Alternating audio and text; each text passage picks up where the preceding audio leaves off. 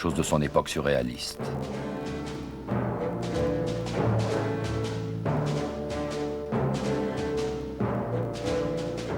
Pour Dali, pouvoir faire quelque chose qui soit sacré et en même temps qui ne serve à rien, c'est vraiment sublime. C'est la chose qui me plaît le plus. Il y a une justesse de Dali dans une époque de conformisme lamentable. Voilà. À partir du moment où ce conformisme, ce dogmatisme, ou dogmatisme surréaliste aussi, enfin, où il y a une attitude comme ça de dégagement humoristique, ça fait mouche. Bon, quand Dali parle de la nuque d'Hitler qui aurait été si bonne à manger parce qu'elle était dodue, bon voilà, ça soulage un petit peu quand il fait de la provocation, par exemple, si tout le monde est contre la religion catholique, je vais dire, moi-même je ne m'en priverai pas quand je suis devant des cons, ça fait toujours surgir quelque chose, que l'église catholique est magnifique, que le roi d'Espagne est merveilleux, que l'aristocratie de tous les temps est bien meilleure que la petite bourgeoisie, bon, etc., etc. C'est vrai que les intellectuels, ou les écrivains, etc., sont souvent des petits bourgeois.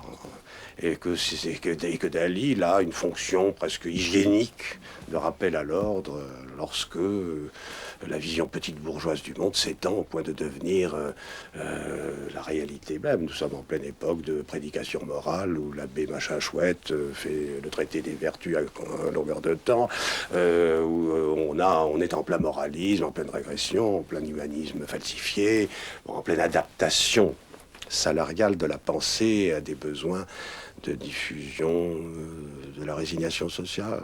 Ouais, c'est pas bien glorieux. Donc, bon, on va dire du mal de Dali, parce qu'après tout, quelqu'un qui perce un peu cette hypocrisie gigantesque, cette bien-pensance. Bon. Cela dit, faut aller un peu plus loin quand même, parce que si on est révolutionnaire et non pas provocateur par conservatisme profond, alors il faut mettre en question toute chose. C'est ça que ça veut dire, révolutionnaire au fond.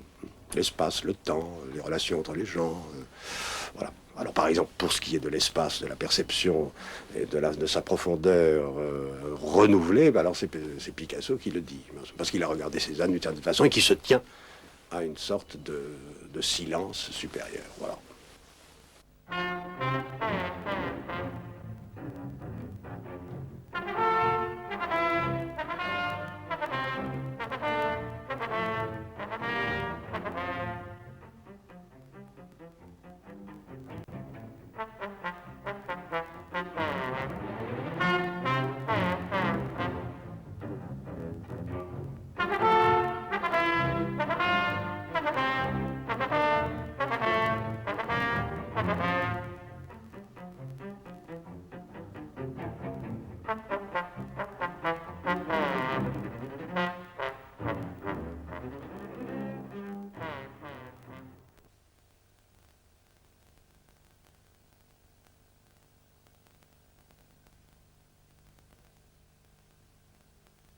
Salvador Dali, il est un mot qui revient souvent sous la plume de vos biographes, que l'on retrouve dans maints articles de presse qui vous sont consacrés, c'est le mot paranoïaque. D'après le dictionnaire Larousse, un paranoïaque est, je cite, une personne atteinte d'une psychose caractérisée par un orgueil exagéré, de l'égoïsme, de la susceptibilité, de la méfiance. Vous sentez-vous concerné par cette définition? Le paranoïaque, c'est celui qui a la faculté de transposer et d'objectiver en dehors de lui son délire. Le paranoïaque classique, c'est Leonardo da Vinci, quand il dit qu'en regardant les taches d'humidité informelles au mur, au lieu de quelque temps, on peut voir se dessiner des batailles terriblement précises et concrètes. Alors, si c'est un vrai paranoïaque comme lui, quand son délire, qui a provoqué ces visions dans le mur, passe, il peut montrer avec le bout de son doigt à n'importe qui, à sa bonne, aux gens qui passent, les figures équestres, les visages qu'il a vus dans les taches d'humidité, et tout le monde sera forcé de voir exactement ce que lui, il avait vu dans son délire. Tandis que les autres genres de psychose ou même un rêve quelconque, c'est déjà du domaine du délire, aussitôt que le rêve finit, on peut le raconter, mais personne n'y croit, parce qu'il s'efface. On ne peut pas montrer que c'était vrai. Tandis que le paranoïaque, il a un pouvoir de persuasion impérialiste. Et ça, ce qui caractérise précisément la psychose paranoïaque, c'est-à-dire le délire systématique d'interprétation. C'est cet élément de précision mathématique et de pouvoir d'imposer son délire aux autres. D'ailleurs, c'est ce que Hitler a fait. Tous les grands paranoïaques, ils ont emmerdé tellement tout le monde parce qu'ils finissent pour transposer dans le plan de la réalité quotidienne et très souvent la plus tragique, leur propre délire. Tandis que les autres genres de fous, c'est le contraire. Ils ont des rêveries comme les surréalistes, c'est le mouvement littéraire. Ils racontent des choses, d'ailleurs les plus ennuyeuses. Il n'y a rien de plus ennuyeux que quand on vous raconte un rêve. Aussitôt qu'on veut me raconter un rêve, déjà j'ai peur parce que c'est des choses du domaine strictement subjectif, on ne peut pas y croire.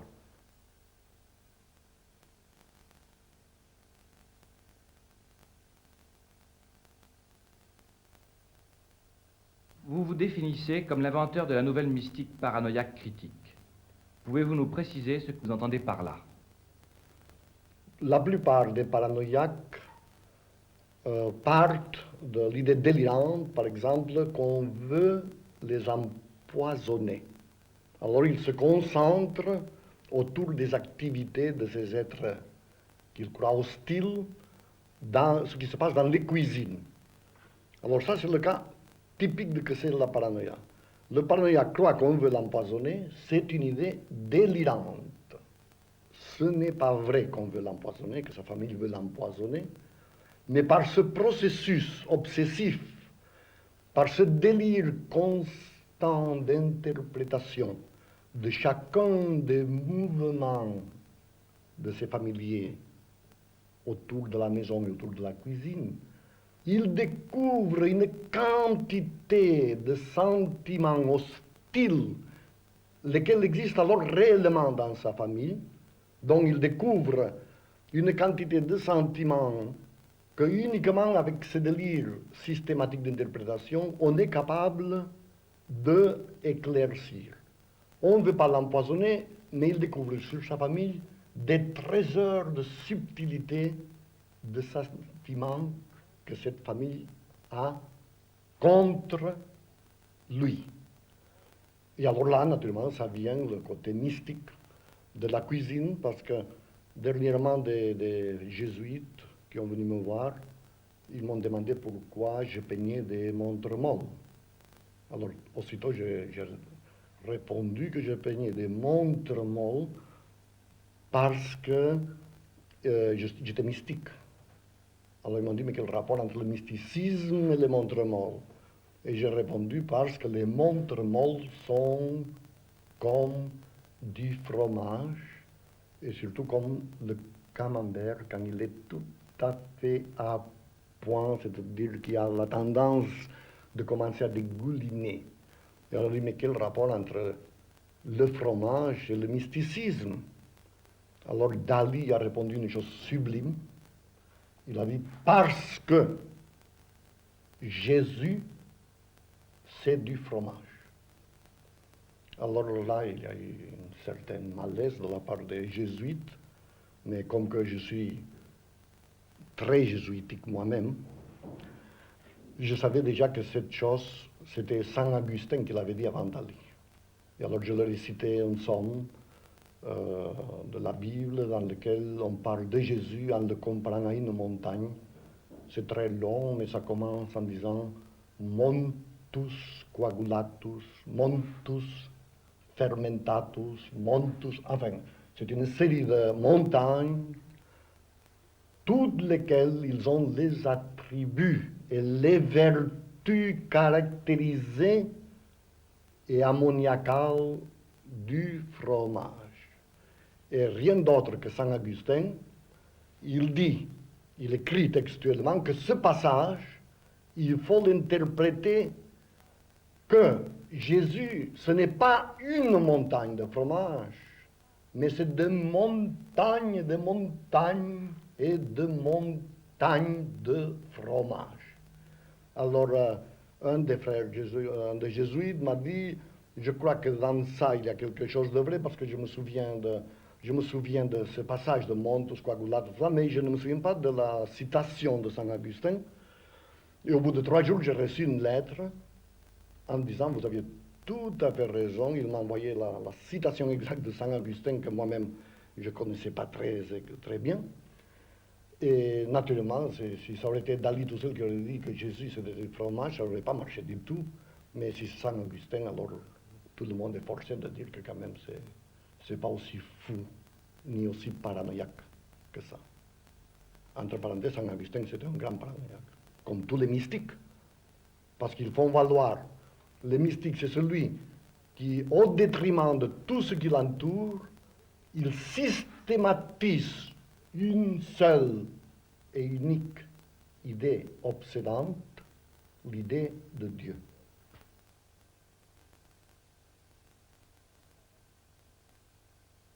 Salvador Dali vous avait un jour affirmé, si l'on joue longtemps au génie, on en devient un. Ainsi sans doute avez-vous fait. Je suis donc tenté de vous poser cette question. Quel âge aviez-vous lorsque vous avez acquis la certitude que vous étiez un génie? La certitude exactement quand j'avais 25 ans. Mais j'ai joué à être le génie depuis ma première enfance.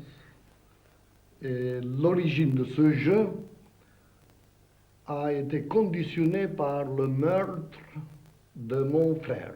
C'est-à-dire que j'étais obligé de tuer mon frère, lequel il était mort déjà, je crois, 3 ans avant ma naissance. Mais il résulte que mes parents avaient fait une chose qui a eu des conséquences aussi tragiques et glorieuses pour ma vie, c'est-à-dire qu'ils aimaient beaucoup ce frère mort, et quand moi je venu au monde, ils m'ont donné le même nom que le frère mort, c'est-à-dire Salvador.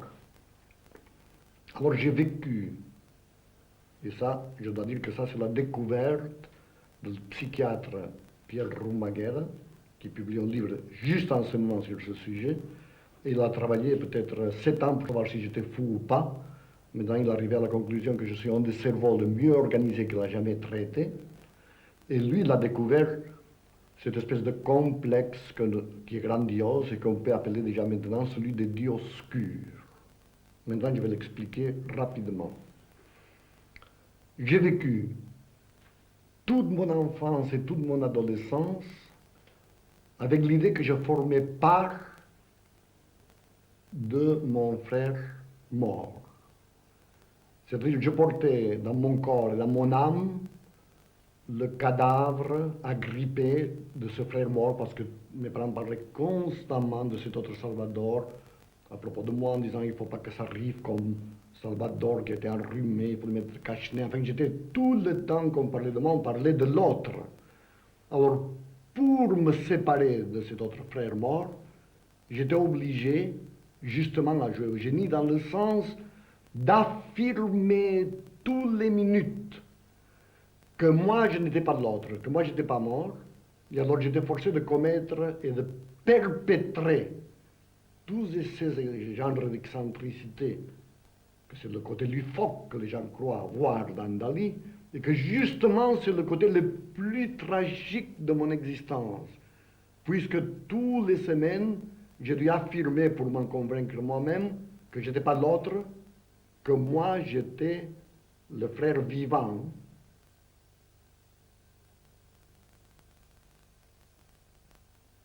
Vous avez souvent prétendu qu'en vous repliant dans la position embryonnaire, vous aviez accès au paradis prénatal. Pouvez-vous nous expliquer cela et nous dire si vous avez réellement conservé des souvenirs de la vie intra-utérine? Ah oui, ça j'ai des souvenirs très nets. Très nets. Probablement Freud m'a dit que ça devait correspondre aux 2 derniers mois avant la naissance. Mais d'ailleurs, il y a des personnages dans l'histoire comme Casanova. Dans ses mémoires, il prétend aussi se souvenir de la vie intra-utérine. Moi, je voyais surtout des œufs sur le plat, sans le plat. Et alors, Le blanc de l'œuf était phosphorescent et se contractait, il bougeait, un peu comme les montres molles. Les montres molles, le côté mou vient de cette espèce de paradis intra-utérin dans lequel on est plongé dans une espèce de milieu visqueux et mou, et dans lequel on se sent complètement protégé du monde extérieur. C'est une espèce de nirvana, une espèce de paradis sublime, dans l'obscurité, dans la chaleur, et dans lequel on a uniquement les visions provoquées probablement par la position des points sur les orbites. Parce que quand on presse très fort sur les orbites, on voit ce qu'on appelle scientifiquement les phosphènes, et les petits-enfants, je me souviens que nous jouons à se presser jusqu'à la douleur avec les doigts, les orbites, pour voir surgir des anges, on disait. Ces cercles en couleur, les phosphènes, on les appelait des anges, ce qui faisait allusion à la vie intra-utérine. Et d'ailleurs, Otto dans son traumatisme de la naissance, montre que quand on passe de ce milieu absolument paradisiaque au monde extérieur où il y a trop de lumière, où tout est trop dur, c'est pour ça que les enfants pleurent, et en plus c'est accompagné à la naissance, très souvent par un vrai traumatisme avec des symptômes d'asphyxie. C'est le mythe qui se forme à ce moment-ci du paradis perdu. On est chassé du paradis maternel, et c'est pour ça que la plupart des suicides veulent retrouver, en se suicidant, veulent trouver ce paradis perdu, lequel nous trouvons d'une façon partielle en se recoquillant dans le sommeil. Et c'est pour ça que très souvent, quand on approche après la fatigue, un sommeil très réparateur, et que presque on bave de satisfaction parce qu'on approche le sommeil, très souvent, il y a une chose effrayante, on tombe dans le vide et on se réveille en sursaut. Et ça, justement, c'est un rappel au traumatisme de la naissance, à cette idée de tomber dans le vide.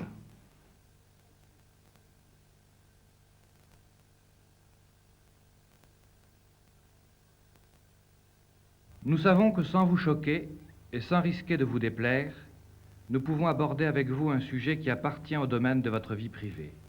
Gala. Gala, autrement dit Madame Salvador Dali. Pouvez-vous évoquer pour nous les circonstances de votre rencontre avec Gala? C'était terriblement subite, puisque la première vraie rencontre, j'ai ouvert la porte de ma maison de mes parents, et Gala était déjà nu derrière la porte. Alors tout de suite, je me suis formé une espèce de mélange d'excréments de chèvre, parce que les excréments de chèvre, ça m'excite beaucoup sexuellement, alors je pensais que ça allait exciter Gala la même chose, alors j'ai mêlé la colle de poisson, et après, qu'est-ce que j'ai mis encore? J'ai mis de l'aspic. Un aspic qui était d'ailleurs très décomposé, alors le tout puait d'une façon invraisemblable. Et j'ai commencé la séduction, qui a très bien marché, en fait, c'est question en question d'une semaine, elle était amoureuse de moi. Vous prétendez que l'expérience la plus passionnante de votre vie fut votre rencontre avec Gala. Pouvez-vous nous expliquer pourquoi? Je n'ai jamais, dans ma vie, fait l'amour avec quelqu'un d'autre que Gala. Alors quand je dis ça, surtout à des hommes et tout ça, ils pensent que c'est une espèce d'exhibitionnisme tout à fait à l'envers, de prétendre ça, mais c'est vrai, je suis très catholique et je considère qu'il faut faire l'amour uniquement avec la femme légitime. Et d'ailleurs, maintenant j'ai une grande préoccupation parce que dans ma vie, ce que j'aime le plus, c'est la liturgie et le sacré. Alors, j'ai pas pu me marier avec Gala pendant très longtemps, puisqu'il était la première femme du poète, de mon ami de poète Paul Éluard. Et j'ai dû attendre que Éluard meure pour me marier. J'étais marié par le civil, mais je me suis marié par l'église il y a uniquement 5 ans. Et aussitôt que j'ai fini de me marier, ça m'a pris une espèce de rage aux dents, une espèce de mal de dents terrible. Ça m'a pris tellement que je voulais me remarier encore une fois. À tel point, l'organe, la musique des orgues, et tout le cérémonial névrotique autour du mariage m'a plu. Et alors j'ai venu à Portligat avec cette espèce d'idée obsessive de me remarier. Et justement, j'ai rencontré un évêque qui était au bord de la mer, assis dans une chaise. C'est curieux parce que toujours que dans des circonstances importantes de ma vie, je trouve des évêques ou des archevêques assis dans des chaises au bord de la mer, ce qui n'arrive pas aux autres personnes. Alors je lui ai raconté tout de suite que je voulais me remarier, et c'était surprenant parce qu'il m'a dit que c'était possible. Il paraît que je peux me remarier encore une fois avec Gala par le rite copte. Alors je pense aller en Éthiopie et dans 2 ans me remarier avec Gala. Et d'après l'Église catholique, d'après ce qu'il m'a dit cet évêque et d'autres autorités ecclésiastiques, le nouveau rite copte est tout à fait permis par l'Église catholique. Ça n'enlève rien et ça n'ajoute rien, donc on peut le faire.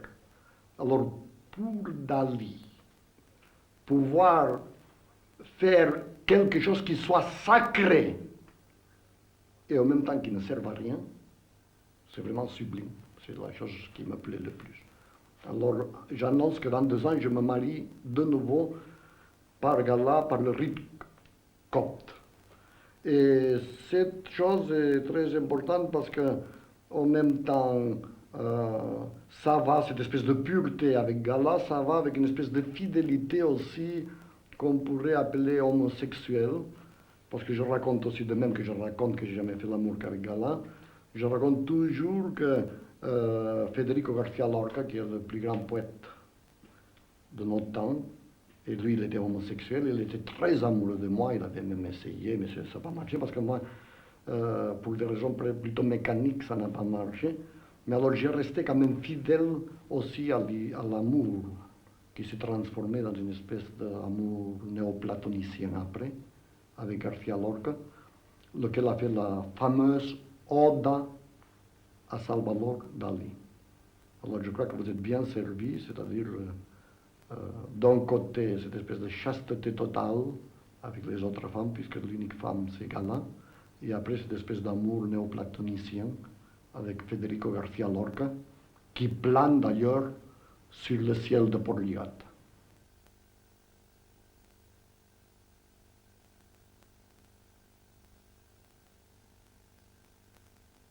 Vous avez souvent prétendu que votre femme vous avait sauvé de la folie. Cela est-il exact? Oui, tout à fait, parce que là, c'était le moment où je peignais le spectre du sexapile, et j'étais persécuté par une espèce de complexe d'impuissance. D'ailleurs, je suis un peu impuissant, pas tellement comme je le raconte, parce que toujours j'exagère les choses, mais à ce moment-ci, j'avais l'idée, j'avais lu un roman érotique de Caballero Audaz, que c'était un auteur pornographique espagnol, et qui racontait l'acte de l'amour d'une façon tellement violente que moi-même je me croyais incapable de le réaliser. Après, j'avais découvert qu'il ne s'agissait pas de faire l'amour normal, mais qu'il s'agissait d'un acte de sodomisation, pour lequel il faut être beaucoup plus puissant et beaucoup plus averti et beaucoup plus technique.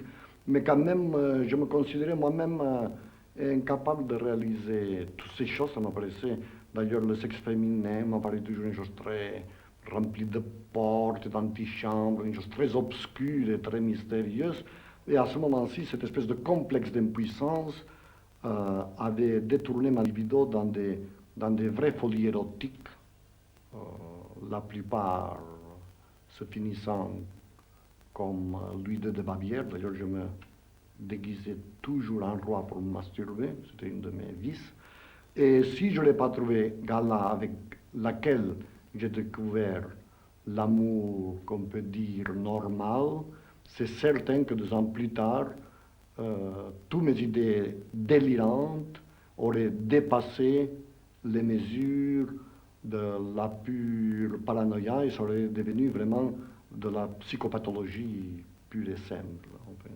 Tandis qu'elle, il a porté chez moi un élément divin d'équilibre et de classicisme, et j'ai pu, à partir de ça, devenir un fou de précision, un fou classique, et combiner l'espèce d'élan dionysiaque, érotique de ma vie dans une espèce de splendeur de type apollonien. Il ressort des films que vous avez réalisés avec Luis Buñuel une sorte d'obsession sexuelle. Et maintenant, vous vous dites de plus en plus préoccupé par l'idée de chasteté. N'y a-t-il pas là une contradiction? Oui, et de très bonne qualité. D'ailleurs, toute ma vie est une constante paradoxe, une constante contradiction. Et justement, le plus grand philosophe moderne vient d'écrire la logique de la contradiction, c'est M. Stéphane Lupescu. Et dans ce livre, ça ressort que chaque fois qu'il y a quelque chose qui apparaît comme complètement antinomique et irrésoluble au point de vue contradictoire, c'est là où il y a les plus profondes chances de créativité. D'ailleurs, la chasteté et l'érotisme vont tout à fait ensemble, puisque les propres pères de l'Église ont tous accordé que dans les extases mystiques, c'est-à-dire quand les saints, après l'abstinence, arrivent à des visions sublimes, à l'approche des anges, des images angéliques, ou à l'approche de Dieu, toujours il se produit une éjaculation. Ça, c'est tout à fait admis par l'Église. En même temps, la grande contradiction symbolique de la corne, de la licorne, qui est elle-même la corne du rhinocéros, elle représente dans les rêves une espèce de complexe aigu phallique, et en même temps, dans les tapisseries de la licorne, dans le Moyen-Âge, il représente exactement, c'est le symbole de la chasteté.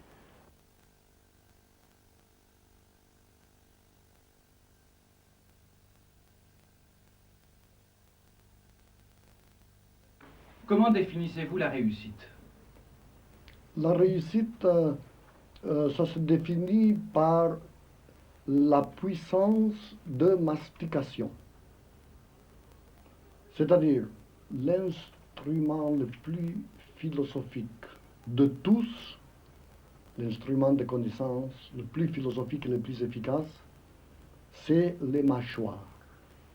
Philosophiquement, l'unique façon de connaître l'objet, c'est en le mangeant. C'est pour ça que déjà la religion catholique, qui est la plus parfaite qui a existé, on pratique la cérémonie liturgique de manger Dieu vivant. J'ai toujours dit que si Gala, que c'est l'être que j'aime le plus au monde, mourait, et soudainement il devenait petite comme une olive, évidemment, je la mangerai. Jamais je l'enterrerai, je la mangerai.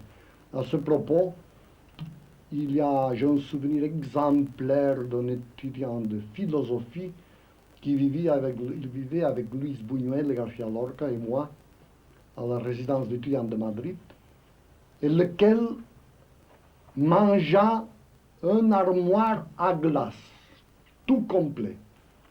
C'était pas un armoire à glace très, très grand, mais c'était un armoire à glace quand même qu'il avait presque 1 mètre de hauteur. Et il l'a divisé mathématiquement par les petits cubes, et ça durait 2 ans. Et tous les jours, il pilait le bois, et avec la purée de pommes de terre, au petit déjeuner, il mangeait un peu de son miroir à glace, enfin de son armoire à glace. Je parlais du miroir parce que aussi, quand il est arrivé au miroir, aussi, il a fait la même opération, il a pilé, et 3 fois par jour, et parfois le dimanche, il en prenait un peu plus. Enfin, au bout de 2 ans, tout l'armoire à glace avait passé à travers de ses viscères, de sa pure biologie. Ce garçon est devenu fou plus tard, comme c'était à prévoir, mais quand même, la leçon de philosophie dans le sens de la réussite était totale. Parce que d'une façon impérialiste, l'unique façon de réussir, c'est de manger ce qu'on veut posséder. Et en ce moment, vous le voyez, je suis en train de dévorer la télévision en personne.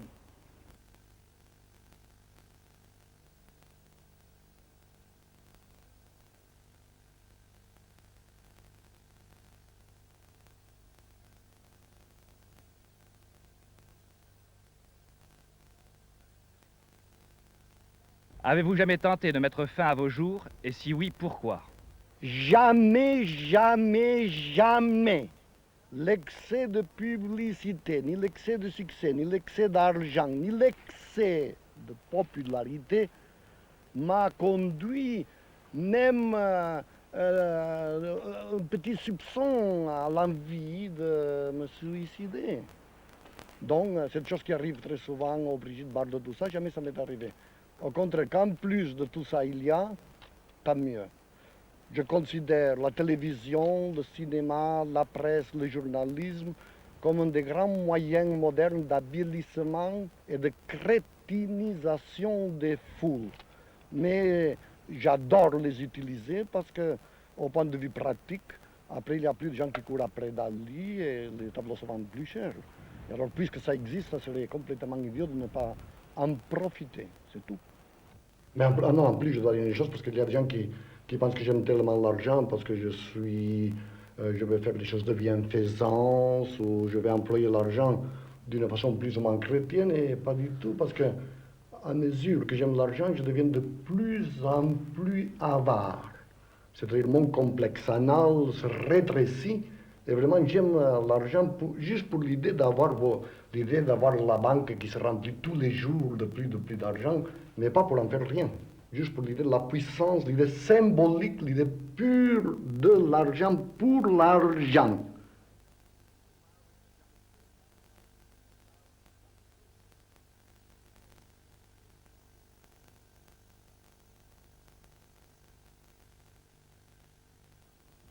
Beaucoup d'artistes de votre époque vous considèrent comme un imposteur. Que leur répondez-vous? Imposteur, non. Imposteur de qui? Imposteur de quoi? Mais je suis beaucoup pire. Et beaucoup mieux que cela, je suis surtout un traître. Et en plus d'un traître, qu'est-ce que je suis encore? Une autre chose qui est beaucoup mieux. Un traître. C'est vrai que maintenant j'ai oublié. Enfin, un traître, mais l'autre chose est mieux, je vais la trouver. Un traître à ma classe d'origine, puisque ma classe d'origine, c'est la bourgeoisie. Et j'ai trahi sensationnellement la bourgeoisie, me déclarant royaliste et monarchiste pour l'aristocratie. Donc évidemment un traître, et pire que ça, un provocateur. C'est-à-dire un provocateur de tout.